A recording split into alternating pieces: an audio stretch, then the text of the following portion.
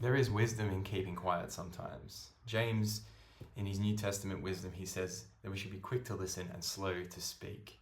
I heard a quote that was attributed to Abraham Lincoln. Whether he said it or not, I don't know, but he said, "It is better to remain silent and be thought a fool than to speak and to remove all doubt."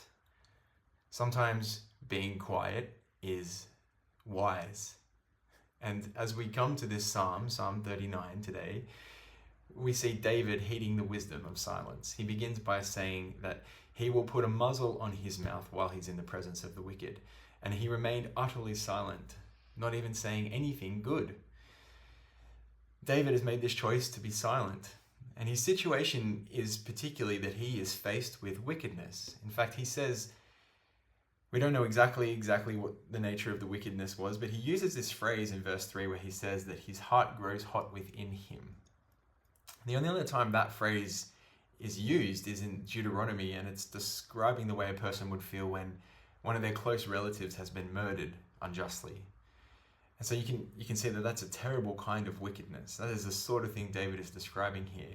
And David, in the face of that wickedness, he has chosen silence, at least initially, at least to begin with, because in the end he has to vocalize his trouble to God. And so he says in verse 3, "My anguish increased, my heart grew hot within me. While I meditated, the fire burned, and then I spoke with my tongue." But notice the way that he speaks. It's actually really important to see this. He doesn't erupt in anger at the wicked. He turns his prayer to God. He speaks to God with his anger and his frustration in the face of wickedness. And before we continue in the psalm, there is a wonderful lesson here for us. There is great wisdom in silence, but there is no wisdom in silence towards God. We have the Psalms here for us as prayers to pray in every season of life, no matter how we're feeling. God gives us words to say back to him because he never wants us to be silent toward him. Sometimes silence is the right choice with others, but towards God, silence is only foolishness. So we can turn our thoughts into prayers. We can turn our anxieties into prayers. We can cast our anxieties onto him because he cares for us. He's listening to us. Let that be an encouragement for you today.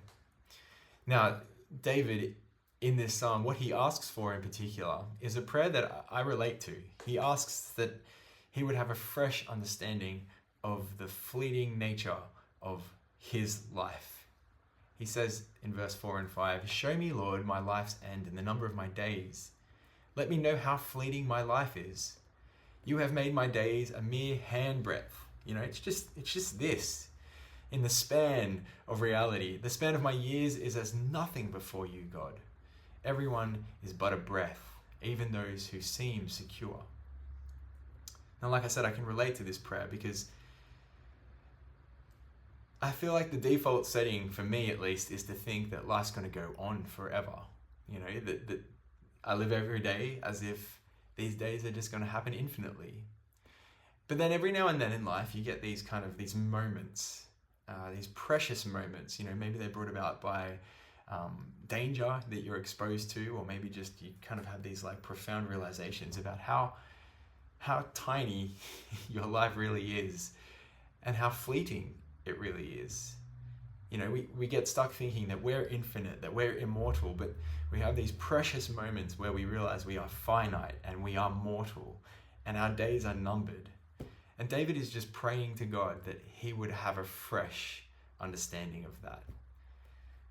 I think that's a prayer that we should all learn to pray, that we would be reminded of the reality and that we would carry that reality around with us in each day, because that helps us to see each day for what it really is, which is just a blessing from God, a gift from God, something that we can enjoy, something that we don't have infinite of. So I relate to David's prayer here. And then he says in the verse 7 of this psalm, in light of that thinking, he says, "Now, Lord, what do I look for? My hope is in you," he says.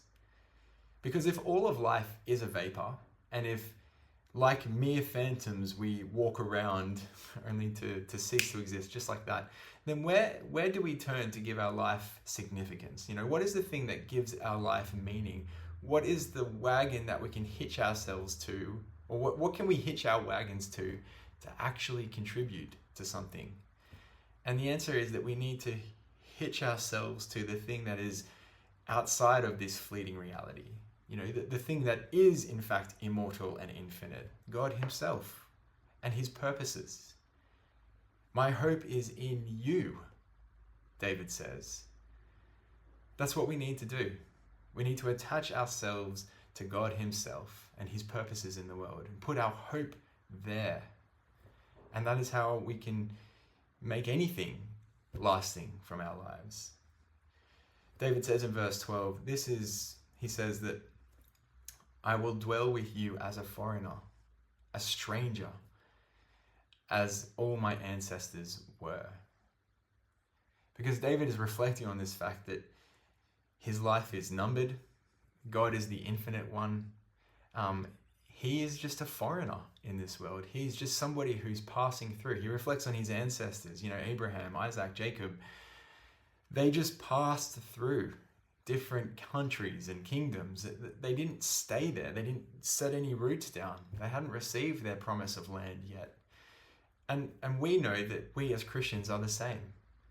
We are exiles and strangers, Peter tells us. We have a home that we long for, but it is not in this world. We shouldn't put roots down. We are citizens of some other place, Paul will tell us. And so our hope isn't in our wealth. It's not in our accomplishments. It's not in our reputation. It's not even in our impact. Our only hope, the only place we can put hope that will last, is in God himself. Now, I don't know if this is a sobering note to end on, but I already know what song I want sung at my funeral. I don't know if you thought about this as well. There would be some hymns that I want to sing, probably How Deep the Father's Love. We sang that one at our wedding. Probably Before the Throne of God Above. I really resonate with that song. But there is one song that I know I want as a song at my funeral. It's a song called In Exile. And it's by one of my favorite punk rock bands. They're called Thrice. I don't expect that you've heard of them. Maybe you have. That'd be great if you have. But I just wanted to share with you one of their songs. Yeah, like I said, In Exile. Some of the lyrics of this song. It is a reflection on the way that we as Christians should live in the world. It's written by, like I said, a punk rock band. The songwriter is a Christian guy.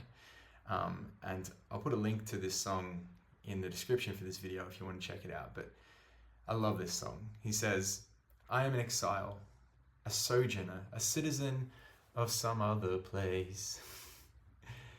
All I've seen is just a glimmer in a shadowy mirror, but I know that one day we'll see face to face. I'm a nomad, a wanderer. I have nowhere to lay my head down. There's no point in putting roots too deep when I'm moving on, not settling for this unsettling town. This is the chorus. My heart is filled with songs of forever, a city that endures where all is made new. I know I don't belong here.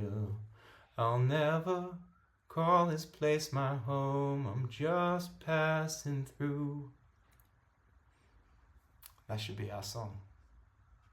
We are exiles, sojourners, citizens of some other place. This world is not our home. Our lives are fleeting.